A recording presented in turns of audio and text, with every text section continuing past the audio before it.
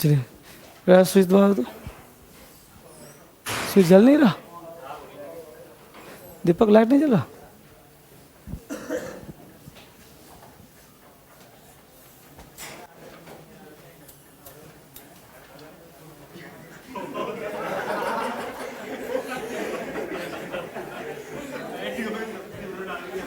पंखे से स्विच कैसे सेटिंग कर रखा है भाई।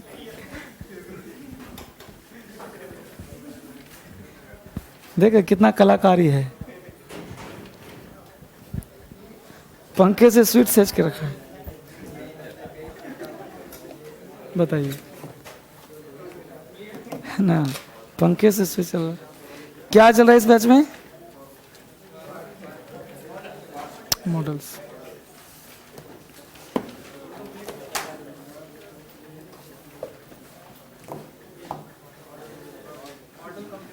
मॉडल्स कंप्लीट हो गया।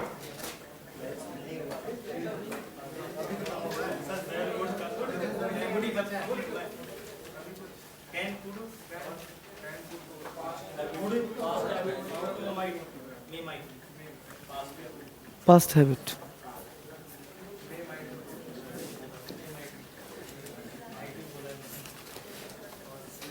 ऑटो वुड तो हो गया था। वुड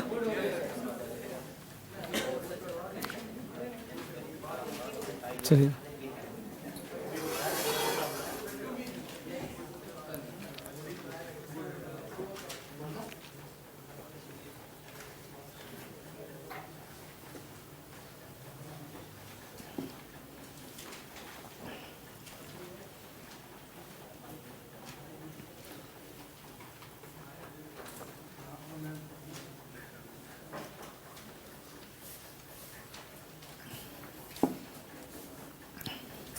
हम लोग वुड पढ़ रहे थे और वुड समाप्त कर दिया था, है ना? परहैप्स आगे आगे बनाइए। Should, use of should.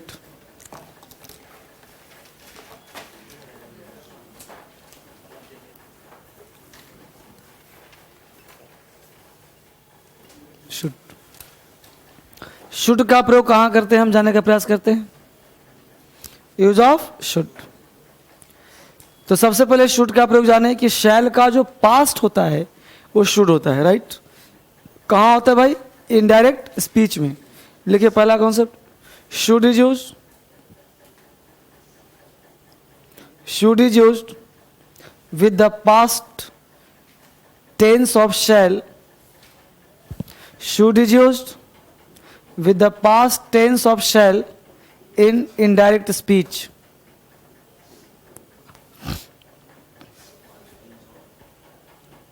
Should is used with the past tense of shall in indirect speech. Should is used with the past tense of shall in indirect speech. Should is used with the past tense of shall in indirect speech. यानी indirect speech में हम लोग shall के past के रूप में should का प्रयोग करते हैं। यानी should is used with the past tense of shall in indirect speech. Example, he asked me, he asked me if I should help him. He asked me if I should help him. If I should help him. He asked me if I should help him. He asked me if I should help him. तो यहाँ पे हमने क्या किया? He asked me if I shall के स्थान पे should का प्रयोग कर सकते हैं इजी वे में। Concept number 2, should is used with the sense of moral duty, moral obligation. Should is used with the sense of moral duty and moral obligation. Should is used with the sense of moral duty oblique moral obligation. Should is used with the sense of moral duty oblique moral obligation. Should का प्रयोग हम लोग करते हैं moral duty में या फिर moral obligation में, राइट। स्ट्रक्चर सबका आसान होता है, subject plus should plus V1 plus other word. तो शुड का प्रयोग कहाँ करते हैं हम लोग? Moral duty. जैसे आउट टू पढ़ाया होगा आपको, तो आउट टू में मोरल था, तो कहा था कि आउट टू के स्थान पर आप शुड का प्रयोग कर सकते हो, वही मोरल की बात कर रहा है। तो should is used in the sense of moral duty. Example लिखिए, one should love one's country, one should love one's country, one should love one's country, one should love one's country. हर किसी को अपने देश को प्यार करना चाहिए। You should not quarrel with your friends. एक और एग्जाम्पल लिखो, you should not quarrel with your friend, you should not quarrel, QUARREL, RREL, you should not quarrel with your friend. तुम्हें अपने दोस्तों से लड़ना नहीं चाहिए। You should not quarrel with your friend. ठीक है, नेक्स्ट लिखो,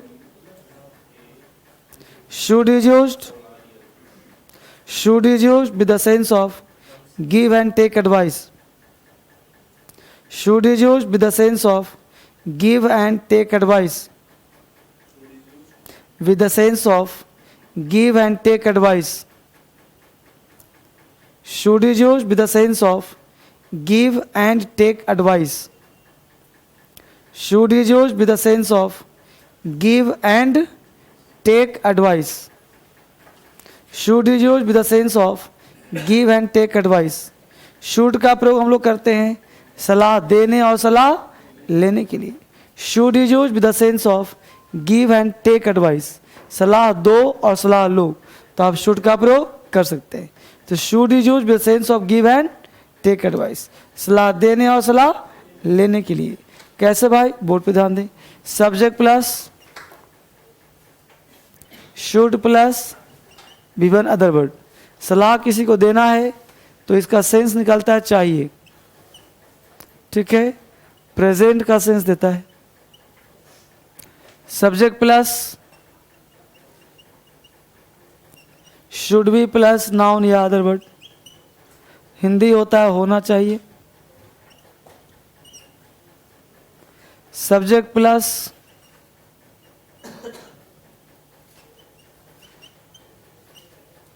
शुड है प्लस V3 अदर वर्ड। इसका मतलब होता है चाहिए था। ये पास्ट सेंस को दिखाता है, चाहिए था past sense. Sometimes a repent को भी दिखाता है। रिपेंट का मतलब पछतावा, ये पछतावा को ही शो करता है। शुड है प्लस V3, चाहिए था।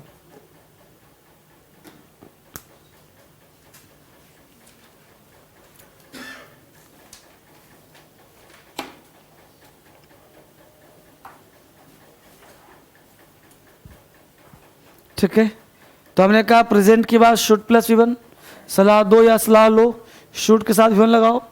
शुड भी प्लस होना चाहिए, शुड है प्लस V3 होना चाहिए था। जैसे हमने कहा तुम्हें पढ़ना चाहिए, शुड रीड। तुम्हें नर्स होना चाहिए, शुड बी अ नर्स। तुम्हें अंग्रेजी पढ़ना चाहिए था, should have read English, right. Example लिखिए 50। पहला लिखो, you should be there, you should be there. दूसरा, you should not laugh at his mistakes, you should not laugh, you should not laugh at his mistakes, you should not laugh at his mistakes. You should abstain from wine, you should abstain from wine, you should abstain, ABSTAIN, you should abstain, abstain मतलब परहेज करना, ABSTAIN, you should abstain from wine, तुम्हें शराब से बचना चाहिए। You should consult a doctor, तुम्हें doctor से कंसल्ट करना चाहिए। You should consult a doctor, तुम्हें डॉक्टर से कंसल्ट करना चाहिए। ठीक है, एक और लिखो, you should consult your doctor. You should have spoken English, तुम्हें अंग्रेजी बोलना चाहिए था। You should have spoken English, you should have spoken English, you should have spoken English, you should have spoken English, तुम्हें अंग्रेजी बोलना चाहिए था। You should have spoken English, तुम्हें अंग्रेजी बोलना चाहिए था। No problem, you should have spoken English. यहाँ तक बोलो, कोई दिक्कत? आगे बढ़ते हैं। अगला concept, should is used, should is used in conditional sentences, should is used in conditional sentences, should is used in conditional sentences, should is used in conditional sentences with the sense of less possibility, should is used in conditional sentences with the sense of less possibility, should is used in conditional sentences with the sense of less possibility, जहाँ पे संभावना बिल्कुल नगण्य हो, less possibility, संभावना बिल्कुल कम हो। जैसे मान लो कमरे पे कोई लड़का आया, आपने 2-4 थाप खींच करके बाहर फेंक दिया। आप पार्टनर से कह रहे हो देखो वैसे तो वो आएगा नहीं, क्योंकि आपने पीटा है उसको, अगर दोबारा आता है तो उसे कहना मेरा इंतजार कर लेगा, है ना, तो वैसे तो आएगा ही नहीं। आपने रन मूवी देखा, और रन मूवी जिसमें कौवा बिरयानी खाता है, अभिषेक बच्चन का एड्रेस लेकर आता है बेचारा, और एड्रेस खो जाता है उसका, मिल पाता है पूरी मूवी में? नहीं मिल पाता, तो मिल नहीं पाता, डिस्टेंस रहता है। तो ऐसे संभावना जहाँ होने के चांसेस कम हो, वहाँ पे हम शुड का प्रयोग कर सकते हैं, राइट। तो इसका स्ट्रक्चर 2 तरह से फ्रेम होता है, वो ध्यान देना। बाबू गेट लगा दो, जैसे खोला वैसे लगा, है ना। If plus subject plus should plus V1 plus other word, आगे डॉट डॉट, ठीक है। या फिर हम शुड से भी स्टार्ट कर सकते हैं, should plus subject plus V1 plus other word, आगे डॉट डॉट कर सकते हैं। तो एक्चुअली इफ के साथ कभी भी मॉडल्स नहीं आता, लेकिन शुड एक ऐसा वर्ड है जो इफ के साथ आ सकता है। कब? जब संभावना बिल्कुल लेस दिखाना हो, तब संभावना नगण्य दिखाना हो, तब जब नगण्य संभावना होता है तो हम लोग शुड का प्रयोग कर देते हैं, किसके साथ? इफ के साथ। बाकी और कोई मॉडल्स की औकात नहीं है कि इफ के साथ आ पाए, ठीक है। एग्जाम्पल लिखिए, if he should come, if he should come, if he should come, if he should come, ask him to wait for me. If he should come, ask him to wait for me. If he should come, ask him to wait for me. Ask him to wait for me. If he should come, ask him to wait for me. इसका हिंदी भी लिख लो, उसके आने की संभावना न के बराबर है, उसके आने की संभावना न के बराबर है, उसके आने की संभावना न के बराबर है। यदि फिर भी वह आता है तो उसके आने की संभावना न के बराबर है, यदि फिर भी वह आता है तो उससे कहना मेरा इंतजार करे। उसके आने की संभावना न के बराबर है, यदि फिर भी वह आता है तो उससे कहना मेरा इंतजार करे, तो उससे कहना मेरा इंतजार करे। तो हमने क्या लिखवाया? If he should come ask him to wait for me. अब एक छोटा सा लिखा आपने अंग्रेजी, हिंदी इस तरह से निकल गया, उसके आने की संभावना ना के बराबर है। यदि फिर भी वह आता है तो उससे कहना मेरा इंतजार करें। क्लियर है? एक चाहो तो एग्जाम्पल और लिखो, if he should come I will give him a job. If he should come, if he should come I will give him a job. If he should come I will give him a job. If he should come I will give him a job. यदि वह आता है तो मैं उसे एक job दे दूंगा, हालांकि आएगा नहीं। बात बनाया तक? आगे लिखो, should is used with the sense of,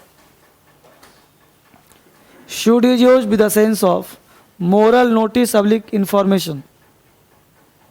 should is used with the sense of moral duty. Should is used with the sense of moral duty. Should is used with the sense of moral duty नहीं बेटा, फिर से क्या लिखा? Moral काट दो, moral तो हो चुका है पहले हम लोग का, तो फॉर्मल लिख दो। Should is used with the sense of formal notice public information. Moral तो पढ़ चुके हैं पहले ही हम लोग, तो लिखो should is used with the sense of moral नहीं, formal, FORML, formal notice public information. Formal notice public information, तो कोई भी फॉर्मल नोटिसेज हो, कोई भी फॉर्मल इंफॉर्मेशन हो, तो वहां पे हम शुड का प्रयोग कर सकते हैं। एग्जाम्पल लिखिए, example, candidates should answer all the questions. Candidates should answer all the questions. Candidates should answer all the questions. Candidates should answer all the questions. Candidates should answer all the questions. Candidates should answer all the questions. अभ्यर्थियों को सारे प्रश्नों का जवाब देना चाहिए। अब उसने एक नोटिस दे दी, अब तुम जवाब दो चाहे ना दो। Candidates should answer all the questions. Next लिखो, should is used, should is used with the word lest. Should is used with the word lest, L-E-S-T. Should is used with the word lest, L-E-S-T. Should is used with the word lest, L-E-S-T. Lest word के साथ should का प्रयोग करते हैं। Should is use with the word lest, lest के साथ should का प्रयोग करते हैं।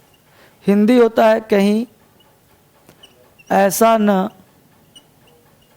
हो कि, कहीं ऐसा न हो कि। लेस्ट के साथ शुड का प्रयोग करते हैं, कहीं ऐसा ना हो कि। ठीक है, स्ट्रक्चर बनेगा इसका subject plus verb plus other word, lest plus subject, should V one other word, lest plus subject plus should plus other word. तो ये हुआ स्ट्रक्चर। लिस्ट के साथ, चूंकि लिस्ट है क्या जान लो, तो list is a negative word. List एक नेगेटिव वर्ड है, इसके साथ नो, नॉट या फिर नेवर का प्रयोग नहीं करते, ये सारे वर्ड नहीं लगाते। तो ये ध्यान देना है, लिस्ट एक नेगेटिव वर्ड है, क्योंकि हिंदी होता है कहीं ऐसा ना हो कि, इसके साथ नो, नॉट, नेवर का प्रयोग नहीं करते। इसलिए यहाँ पे अगर कहीं भी शुड नॉट लगा हो तो उसे काट देना, गलत हो जाएगा।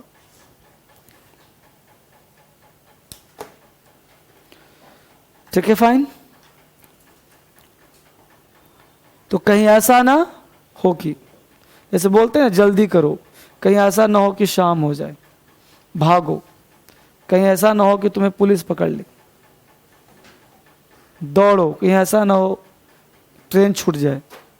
तो जहां भी जल्दी करो का सेंस होगा ना, कहीं ऐसा ना हो का सेंस होगा ना, वहां पे आप लिस्ट का प्रयोग कर सकते हो। ठीक है, एग्जाम्पल लिखो, he works hard, he works hard, he works hard lest he should fail, he works hard. He works hard lest he should fail. He works hard lest he should fail. FAIL. He works hard lest he should fail. वह कठिन परिश्रम करता है ताकि fail ना हो सके. एक और लिखो, मेक हेस्ट, जल्दी करो. Make haste lest you should miss the train. Make haste. Make haste, HASTE, HAST. Make haste lest you should miss the train. Lest you should miss the train. जल्दी करो, कहीं ऐसा ना हो कि ट्रेन छूट जाए. एग्जाम्पल और तुम बच्चे नहीं बोलते हैं, जल्दी करो कहीं ऐसा ना हो ट्रेन छूट जाए. Hurry up lest it should be evening. कहीं ऐसा ना हो कि शाम हो जाए. क्लियर. अगला वर्ड लिखो, मस्ट. मस्ट का यूज कहां करते हैं भाई? FAIL, fail.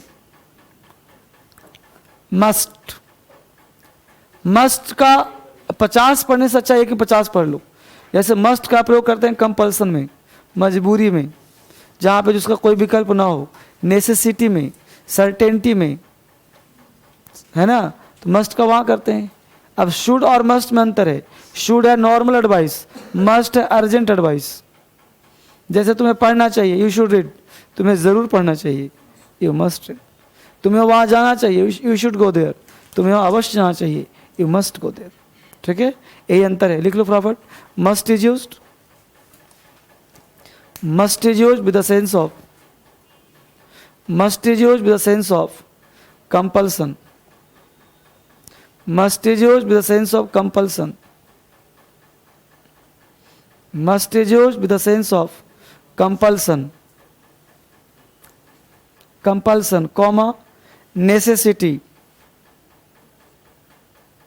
compulsion comma necessity. Must is used with the sense of compulsion. COMPULSION. Must is used with the sense of compulsion.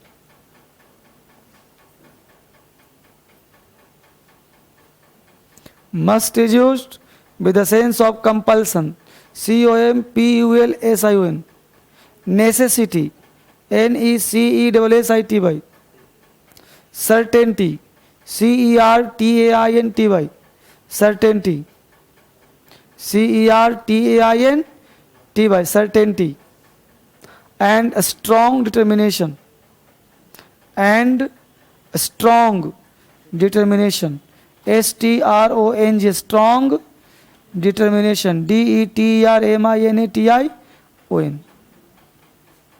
Must is used with the sense of compulsion, necessity, certainty, and strong determination.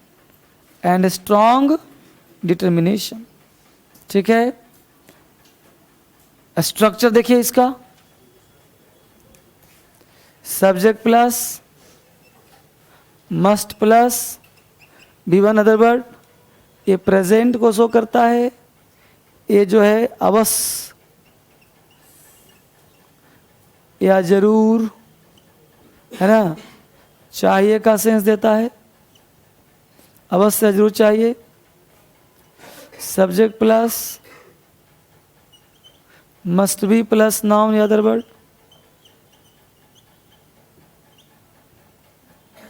अवश्य होना चाहिए का sense देता है. Possibility. Subject plus must have plus with other word.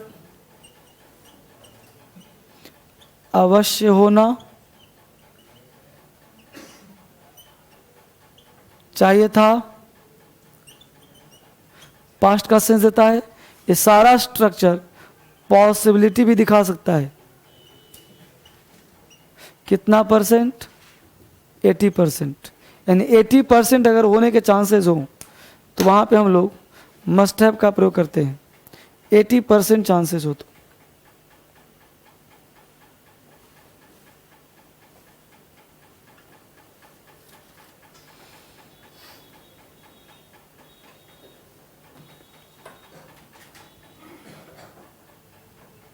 Subject plus must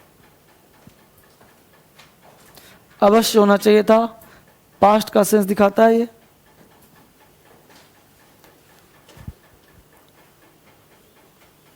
अब 2 example लिखिए।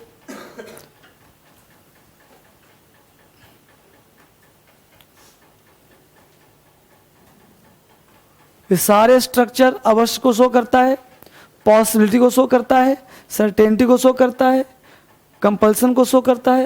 ये depend करेगा सेंटेंस क्या बोलना चाहते हो। ठीक है, तो पहले मैं 2 एग्जाम्पल चेक कर रहा हूं आपको। लिखिए पहला,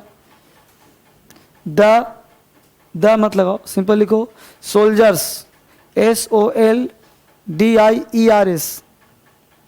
SOLDIERS, soldiers, SOLDIERS, soldiers. Must, soldiers must obey their commander, soldiers must obey their commander, soldiers must obey their commander. दूसरा, soldiers should obey their commander, soldiers should obey their commander, soldiers should obey their commander, soldiers should obey their commander, soldiers should obey their commander, soldiers should obey their commander, soldiers should obey their commander. तो 2 देखा हमने, soldiers must obey their commander and soldiers should obey their commander. अब 2 बातें बनी यहाँ पे। अब आपसे हाथ उठाना चाहता हूं कि दोनों सही है कि एक सही है, आपको क्या लग रहा है? फर्स्ट राइट में कितने लोग होंगे तब? सेकंड राइट में कितने लोग होंगे? दोनों राइट में। एक्चुअली दोनों सेंटेंस राइट लग रहा है, लेकिन यहां पे दिमाग ये लगाना है कि सिपाहियों को कमांडर की बात माननी चाहिए। ये सलाह दिया जा रहा है या उसके मजबूरी है? तो मजबूरी के साथ सूट तो आता नहीं, आता है मस्ट, यानी हर हाल में मस्ट चाहिए होगा। फिर यही दिमाग लगाना है आपसे। ये नहीं कि हिंदी निकाल लिया और हिंदी निकाल के अंग्रेजी बोल दिया, ऐसे नहीं।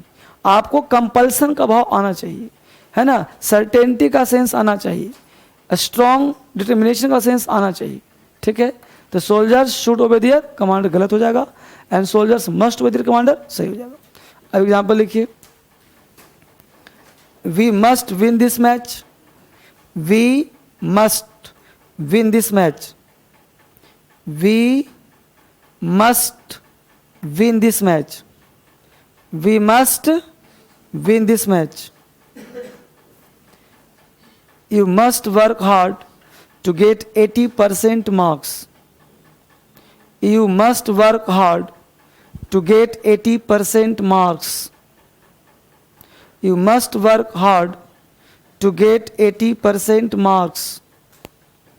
You must work hard to get 80% marks. You must work hard to get 80% marks. एक और लिख लो, You should have gone, you must have gone your home. You must have gone your home. You must have gone your home.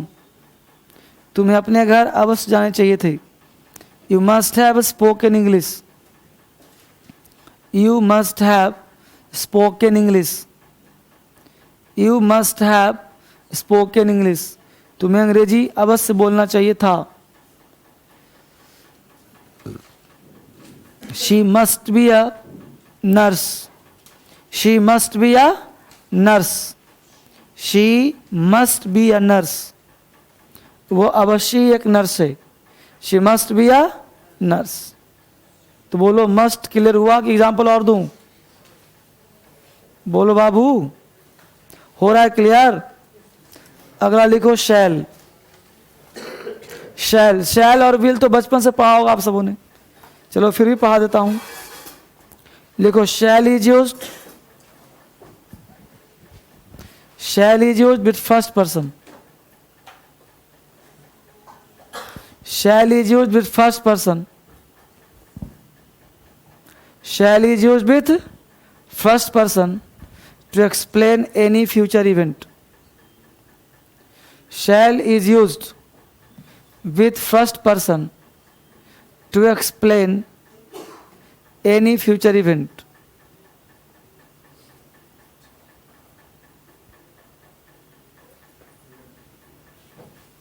Shall is used with first person, shall is used with first person to explain any future event. Shall is used with first person to explain any future event. भविष्य की कोई भी घटना बताने के लिए shall का प्रयोग करते हैं फर्स्ट पर्सन के साथ। स्ट्रक्चर लिखो सब्जेक्ट प्लस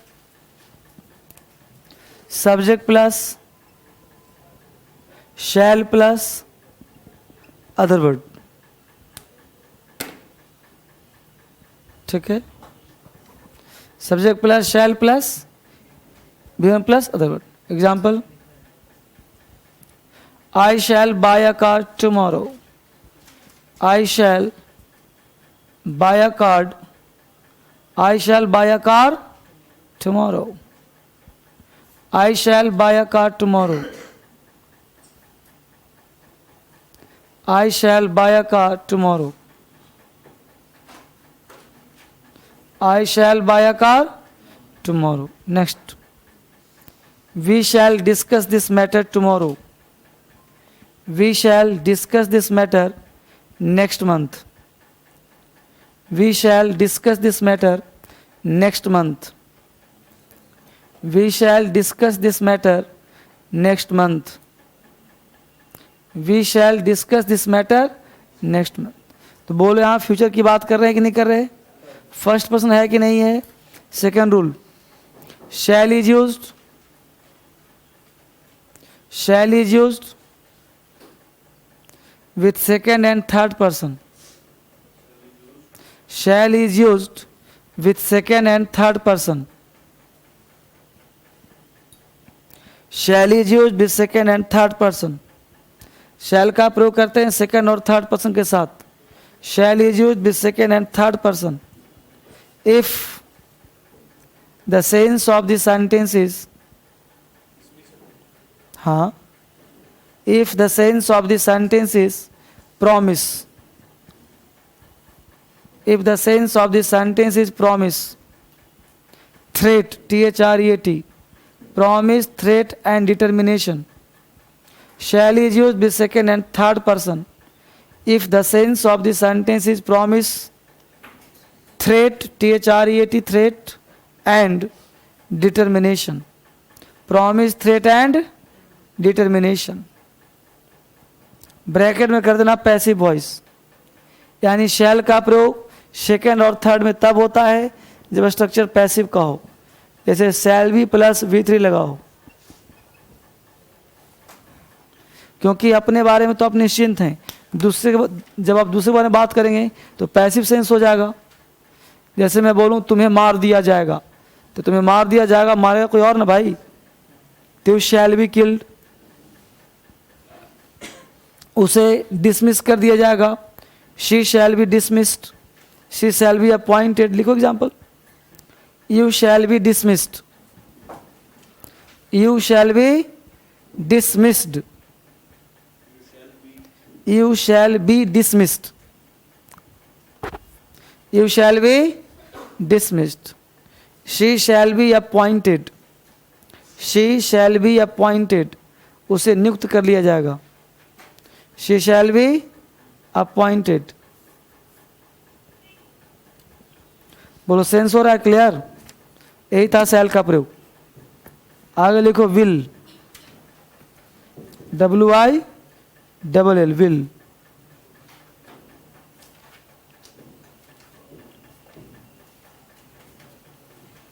will, लिखो will is used with second and third person. Will is used with second and third person. Will is used with second and third person to explain any future event. Will is used with second and third person sorry, to explain any future event. will का प्रयोग करते हैं हम second और third person के साथ भविष्य की कोई भी घटना बताने के लिए। मतलब will का प्रयोग कहीं भी करो सेकेंड थर्ड के साथ। एग्जाम्पल लिखो, she to explain any future event.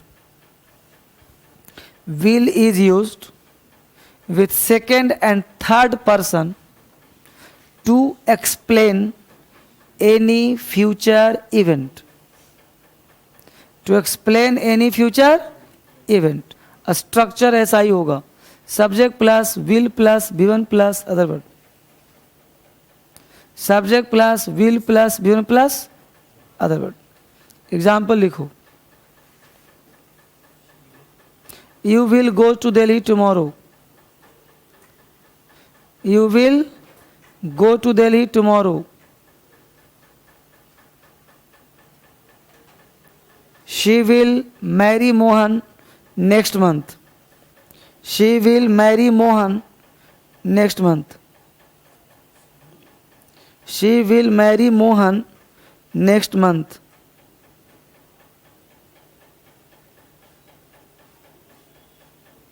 She will marry Mohan next month. She will marry Mohan next month. Point number 2. सब फ्यूचर की बात कर रहा है ना, ये सब ऐसे ही पढ़ रहे हो तो पहले ही कह दिया था। ये बात समझो, बोलना से पढ़ा थोड़े रहा हूँ। आगे लिखो second point, will is used with first person. Will is used with first person.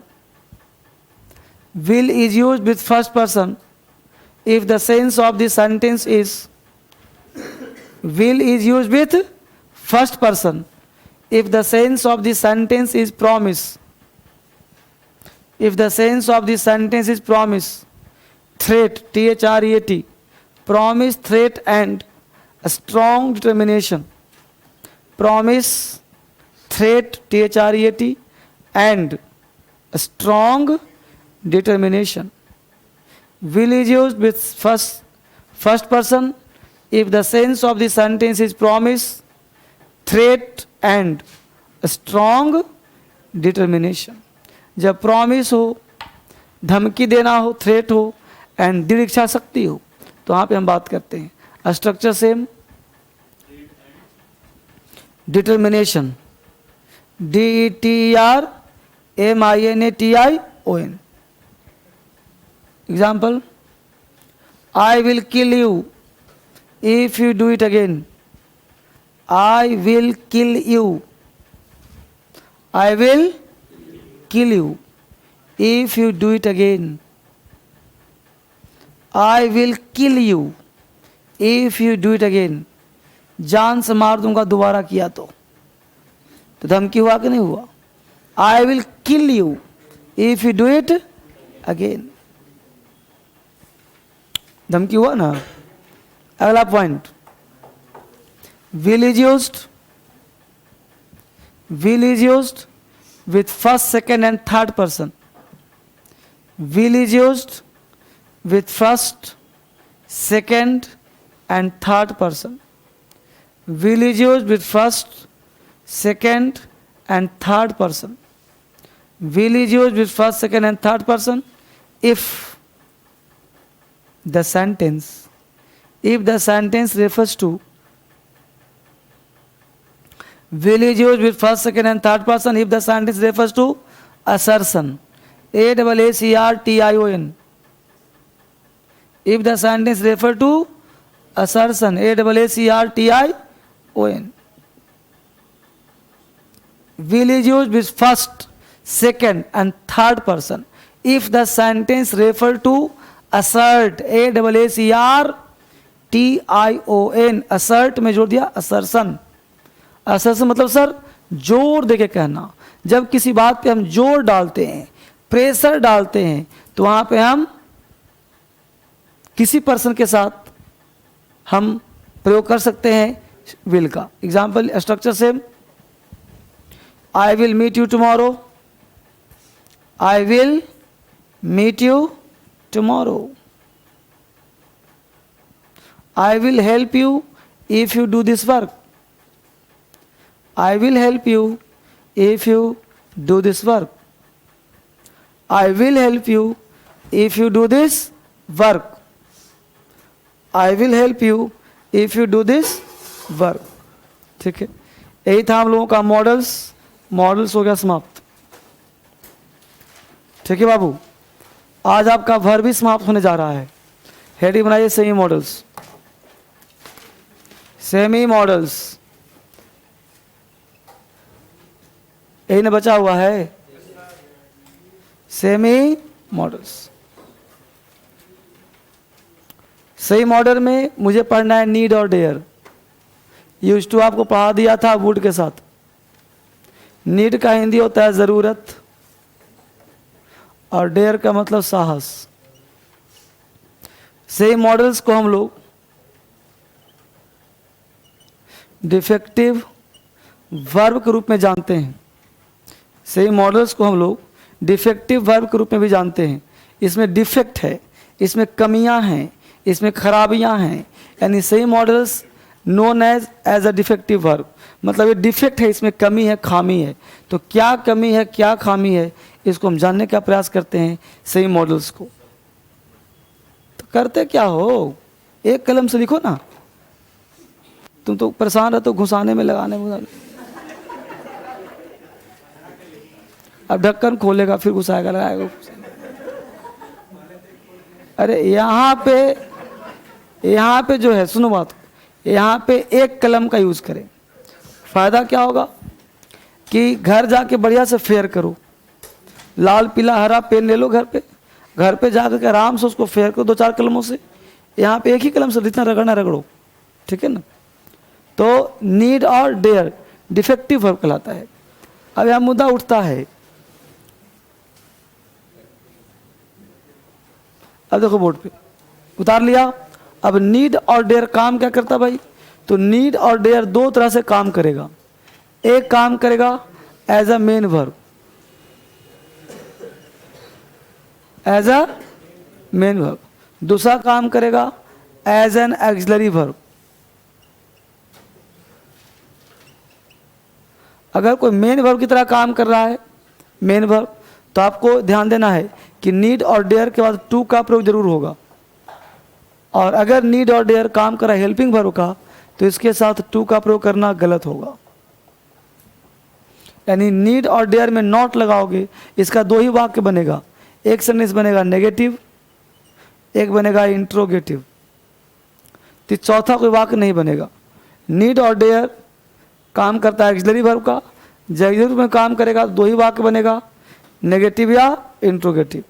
अगर मेन वर्ब में काम कर रहा है तो जैसे मर्जी वैसे यूज करो, उसके साथ टू का प्रयोग करना पड़ेगा, इसके साथ टू का प्रयोग नहीं करना पड़ेगा। यहां तक उतार लिया तो आगे बढ़े।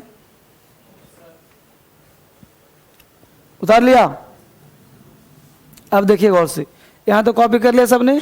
अब देखो, अब हमने कहा कि दोनों का हम देखते हैं एज एग्जाम्पल और चेक करने का प्रयास करते हैं। सबसे पहले मैं ऐसे एग्जाम्पल देता हूं विदाउट नीड और डेयर। एक सेंटेंस दिया हमने, आई want to go to America, I want to go to America।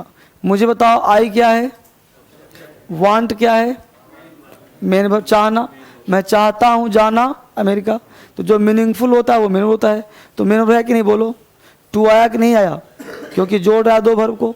इसका मतलब ये हुआ कि सिर्फ नीड और डेयर ही नहीं, कोई भी वर्ब आएगा तो टू लेगा ही लेगा। तो कोई बड़ी बात तो नहीं है जी ग्रामर। देखो मैं आपका अंग्रेजी आसान कर रहा हूँ। रूल कहता है कि नीड ऑर्डर में टू लगाते हैं। भाई क्यों लगाते हैं, सारे वर्ब में लगाते हैं। नीड ऑर्डर कौन सा महान था काम कर दिया, समझ पाए। यहाँ पे नीड तो नहीं लिखा मैंने, हाँ नहीं आ सकते एक साथ, तभी तो टू से जोड़ा ना हमने, समझ में आया। अब इसका नेगेटिव कैसे बनाओगे बोलो, आई वांट नॉट कि डोंट वांट, तो I don't want to go to, इसका इंट्रोगेटिव क्या बनाओगे, do I want to go to, इन्हें बनाओगे। चाहो तो दो और बना सकते हो, चार, कोई दिक्कत। अब देखो जहां जहां वांट है वहां खाली कर दो स्थान।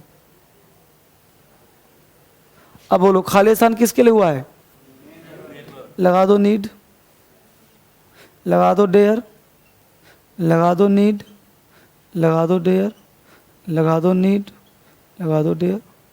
बोलो अंग्रेजी, I need to go to America, मुझे ज़रूरत है जाने की अमेरिका, मुझ में साहस है जाने की अमेरिका, मुझ में साहस नहीं है जाने की अमेरिका। नीड लगा दो, डेयर लगा दो। तो बोलो नीड और dare as a main verb काम कर रहा है कि नहीं कर रहा है, सबके साथ देखो टू लग रहा है कि नहीं लग रहा है, बोलो कहाँ दिक्कत है। तो नीड और dare work as a main verb, तो नीड और डेयर काम क्या कर रहा है, मेन वर्ब का। बोलो बच्चे परेशानी बताओ, कोई दिक्कत नहीं। अब देखो, अब work as an auxiliary verb, अब देखते हैं कि ऐसे काम कैसे करता है भाई। तो हमने कहा कि यहाँ टू नहीं आता, तो एक एक्स्ट्रा एग्जांपल दे रहा हूं मैं विदाउट नीड और डेयर का। हमने बोला I don't go to America, I don't go to America. बोलो डोंट मेन वर्ब के एक्सिलरी वर्ब, बोलो। तो यहाँ पे टू आया क्या, यानी किसी भी एक्सिलरी में टू नहीं आता। नीड और डेयर क्या हो गया, यानी टू हेल्पिंग वर्ब के साथ नहीं आता, हमेशा कहाँ आता है। बोलो इसका इंट्रोगेटिव क्या बनेगा, don't I go to America.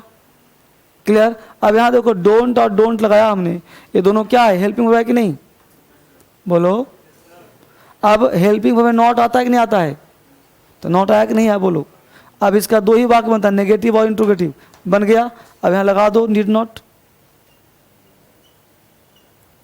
लगा दो डेयरंट, लगा दो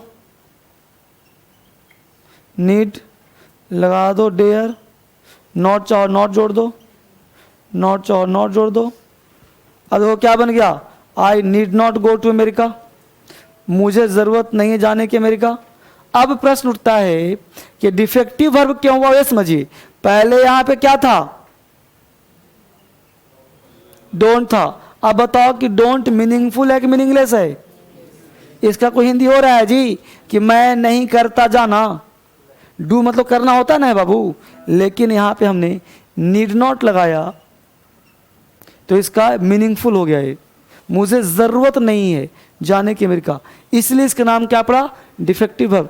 जो हिंदी यहाँ पे हो रहा है वही हिंदी इसका हो रहा है, दोनों का हिंदी सेम हो रहा है, पढ़ के देख लो, इसलिए इसका नाम क्या पड़ा, डिफेक्टिव। एक कमी है इसमें कि मेन वर्ब और एक्सिलरी वर्ब दोनों में मीनिंगफुल होता है। तो दुनिया में दो ही ऐसे वर्ब हैं, नीड और डेयर, जो नौकर होते हुए मालिक का काम करते हैं।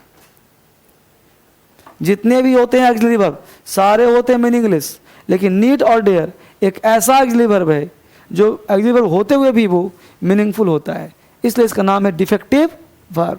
इसलिए इसका नाम है सेमी मॉडल्स, क्योंकि ये आधा मॉडल्स है, आधा काम करता ही नहीं।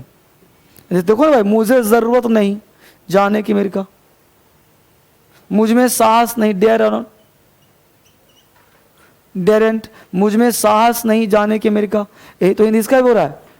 ये डोंट हो गया मीनिंगलेस, तो मुझे नहीं जरूरत जाने की अमेरिका, मुझे नहीं साहस जाने की अमेरिका, वही हिंदी इसका हो रहा है। बोलो कोई परेशानी, इसलिए इसका नाम क्या पड़ा, डिफेक्टिव वर्ब। यही था तुम्हारा सेमी मॉडल्स। इसमें क्वेश्चन क्या पूछेगा वो ध्यान रखना, अगर नीड के साथ नॉट लगा है तो टू का प्रयोग मत करना, ऐसे याद रखना इसको। देखो नीड के साथ नॉट लगा है तो टू आया यहाँ पे, यही टू लगा देगा। अब यहाँ भी टू लगते है, यहाँ देखो टू लगता है, बच्चा यहीं कन्फ्यूज कर जाता है कि सर यहाँ नीड में टू लगा, यहाँ नीड में टू नहीं लगा, तो ये है एक्सिलरी वर्ब और ये वाला है मेन वर्ब। समझा? थोड़ा सा टेक्निकल है लेकिन लॉलीपॉप है। बोलो, और कोई कष्ट है लाइफ में तो इसके साथ वर्ब फिनिश। चलो निकालो टेस्ट, वोकैब, कॉम्प्रिहेंशन सब निकालो।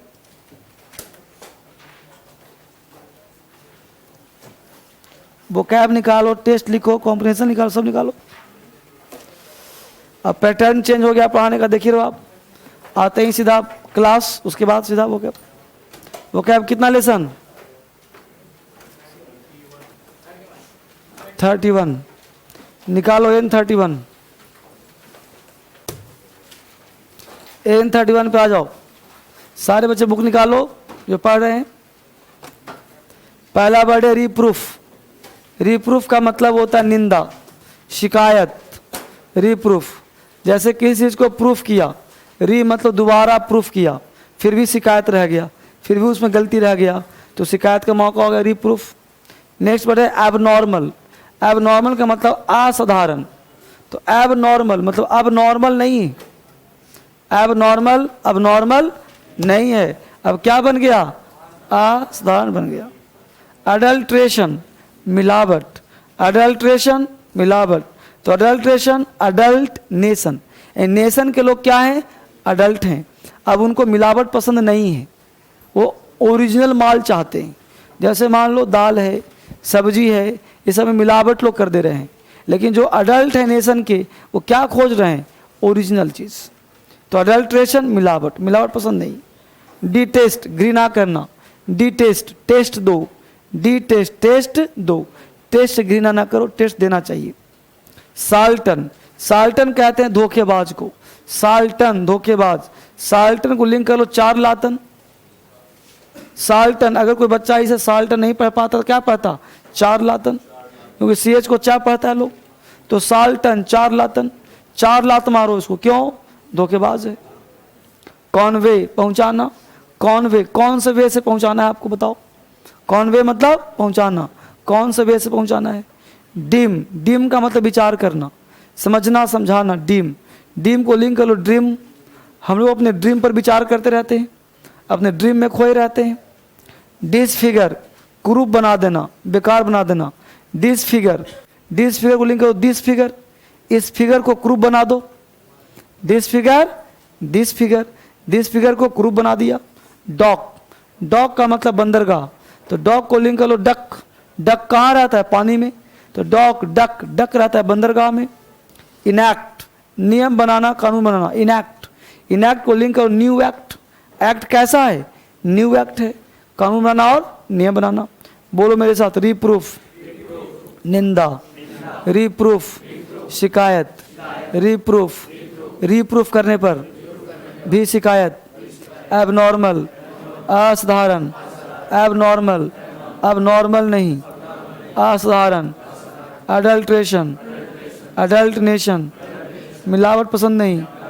अडल्ट्रेशन, मिलावट, मिलावट पसंद नहीं। अडल्ट्रेशन, मिलावट।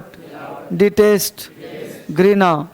डिटेस्ट, टेस्ट दो, घृणा ना करो। डिटेस्ट, नापसंद। साल्टन, धोखेबाज। साल्टन, चारलातन, धोखेबाज को।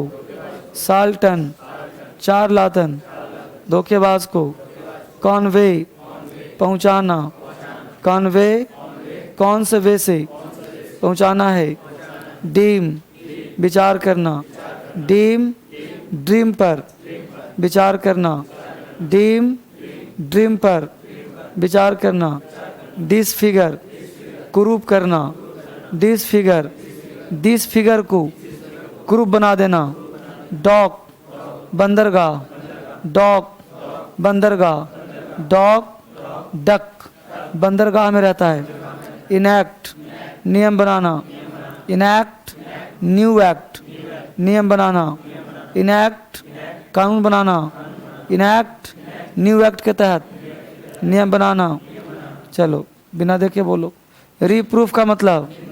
Reproof, abnormal, abnormal, adulteration, adulteration, detest, detest, Sultan, Sultan, convey, convey, deem, deem, disfigure, disfigure, dog, dog, enact, enact, जबरदस्त।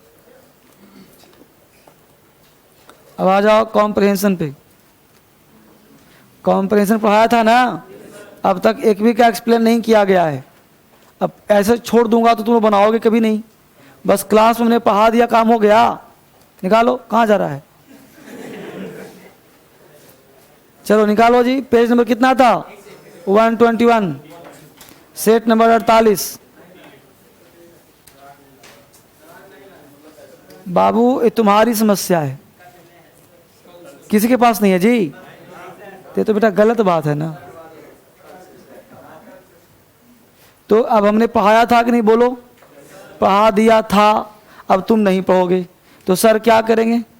तुम तो शिकायत ही नहीं करोगे, सर ने कॉम्प्रिहेंशन नहीं कराया। तो ऐसे काम नहीं चलेगा। पढ़ा दिया, अब प्रैक्टिस नहीं करोगे तो काम नहीं चलेगा। वरना इतना बढ़िया किताब देने का फायदा क्या है? सब फोटो वोटो लगा देकर दे रहा हूं। तो इतना बढ़िया किताब दे रहा हूं, पढ़ा भी दिया, यूट्यूब पे डाल दिया हूं, देख लेना जाकर आज। पढ़ा के यूट्यूब पे डाल दिया हूं ना जी। नहीं समझ में आया तो यूट्यूब पे देखो और उसको देख के बना के लाओ। कितना टास्क लिख लो फिर से। पेज नंबर 121 लिख लो बेटा। मोबाइल बैच भी बनाना, कल से टास्क शुरू कर दूंगा।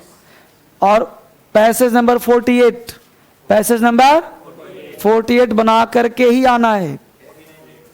सिर्फ 48 एक बनाओ ना, कम से कम। दो के क्यों चिंता कर रहे हो? एक एक चलो आराम से। तो कल फिर एक्सप्लेन करूंगा मैं, ठीक है? Thank you very much. निकल चलो अब।